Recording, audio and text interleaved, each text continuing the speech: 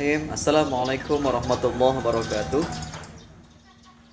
Baik, sahabat dan anak-anak sekalian, alhamdulillah hari ini kita bertemu kembali di suasana yang berbeda. Kali ini kita akan membahas satu topik yang sangat penting bagi para peserta didik, yaitu tentang seberapa pentingnya sebuah laboratorium di sebuah madrasah atau sekolah untuk kelangsungan pembelajaran yang efektif dan bermakna ya.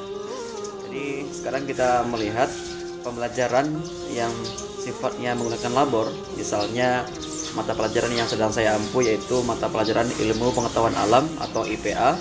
Itu adalah mata pelajaran yang sangat membutuhkan tempat ya sebagai alat sarana ya, sebagai sarana untuk bisa melakukan pengamatan, percobaan, penelitian sehingga para siswa atau peserta didik itu bisa langsung mengetahui mana objek-objek yang selama ini dia lihat di buku atau di dunia maya, dan sekarang dia bisa melihatnya langsung, baik itu berupa benda-benda, alat-alat labor, kemudian juga mungkin langsung ke objek-objek pengamatan ya, seperti macam-macam sel-sel, kemudian jaringan, kemudian juga berbagai macam bentuk hewan-hewan, makhluk hidup dan sebagainya, tumbuhan-tumbuhan juga.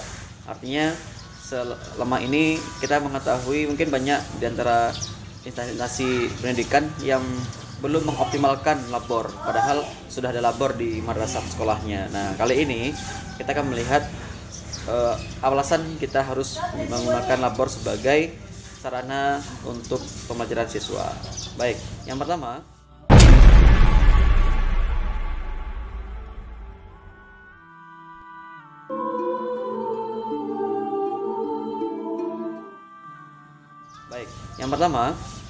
sebagai seorang guru yang mengampu mata pelajaran yang sifatnya itu butuh labor seperti bahasa Indonesia, bahasa Inggris, kemudian komputer, dan termasuk yang IPA yang sedang saya ampu, itu merupakan satu usaha guru yang harus dimunculkan atau disampaikan kepada pihak madrasah untuk bisa dioptimalkan. Nah, barangkali di teman-teman sudah ada labor begitu ya, namun penggunaannya atau kurang aktif lah begitu ya sejak lama ini, atau bagi yang sudah aktif alhamdulillah, artinya teman-teman sudah berhasil mengelola labor dengan teknik-teknik yang sudah dikelola oleh para pengurus dan jajarannya. Nah, kali ini sebagai guru apa yang dilakukan? Nah, yang pertama, guru tersebut harus bisa berkoordinasi dan bekerjasama dengan guru-guru yang satu rumpun mata pelajarannya. Misalnya saya guru IPA, saya harus berkomunikasi dengan seluruh guru-guru IPA ya, baik itu biologi fisikanya kalau di madrasah aliyah atau SMA, itu harus bekerja sama dan berkomunikasi, bermusyawarah ya, menentukan bagaimana kedepannya labor kita itu. Kemudian dalam rapat majelis guru ditentukan siapa pengurusnya, kemudian siapa saja perangkat-perangkat intinya dan segenap staf-stafnya begitu ya, dalam pengurusan biasa aja lah ya. Jadi ketika sudah dimusyawarahkan dan sudah dikomunikasikan dengan seluruh jajaran guru-guru, kemudian tahap berikutnya adalah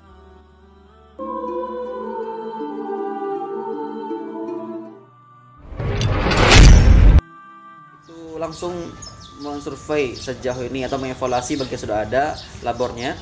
Bagi yang belum ada, mungkin melihat tempat manakah yang bisa dijadikan sebagai tempat labor siswa. Nah, ini sangat penting karena ini mencakup kelangsungan pembelajaran yang sifatnya praktek bagi peserta didik.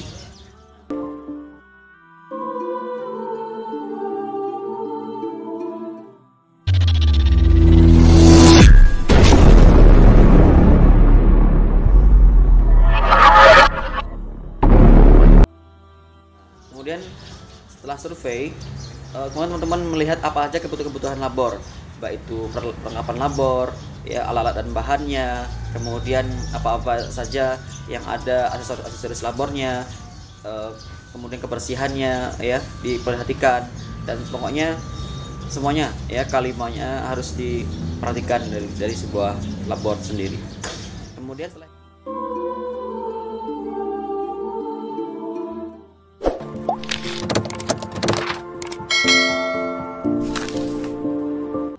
itu teman-teman bisa membagi tugas dan fungsi sesuai dengan peran dari guru-guru yang serumpun. Jadi teman-teman sudah bisa memilih kepala labornya siapa, kemudian berikut jajaran di bawahnya, sehingga teman-teman sudah terstruktur secara kepengurusan dan profesional begitu.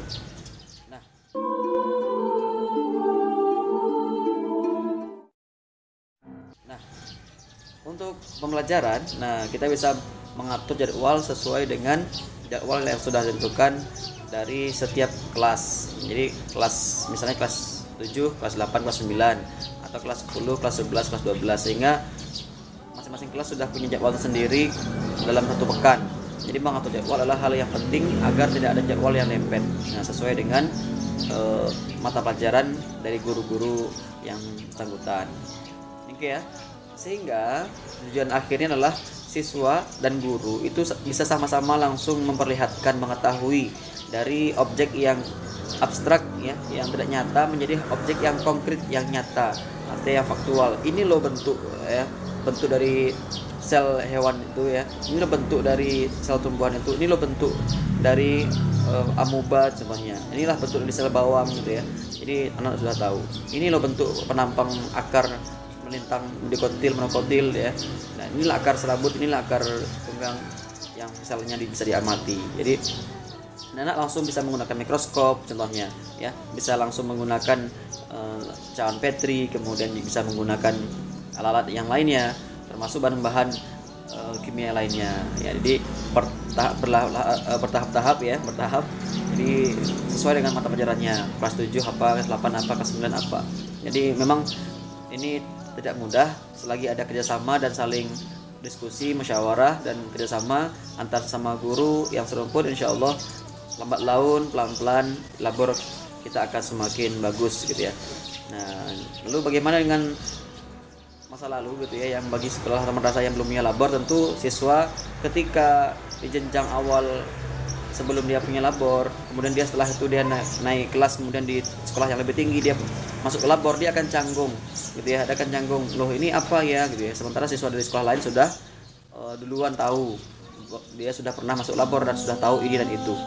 Nah, tadi manfaatnya adalah ketika hari ini siswa kita sudah pernah masuk labor dan juga pernah melakukan eksperimen, percobaan, pengamatan di labor, maka untuk sekolah yang lebih tinggi lagi mereka sudah terbiasa dengan labor gitu ya, dengan mengecek darah contohnya, dengan melihat struktur-struktur yang lain sebagainya, hewan-hewan ini dan itu. Jadi mereka sudah terbiasa. Jadi manfaatnya adalah membiasakan siswa untuk bukan jiwa sebagai seorang saintis atau seorang ilmuwan, seorang pengamat ya.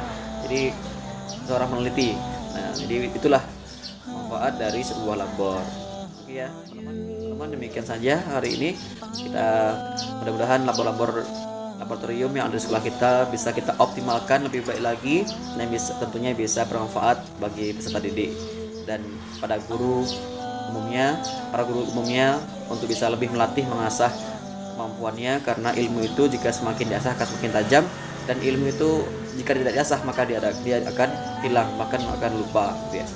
Oke, demikian saja untuk hari ini teman-teman, semoga bermanfaat. Semangat para guru-guru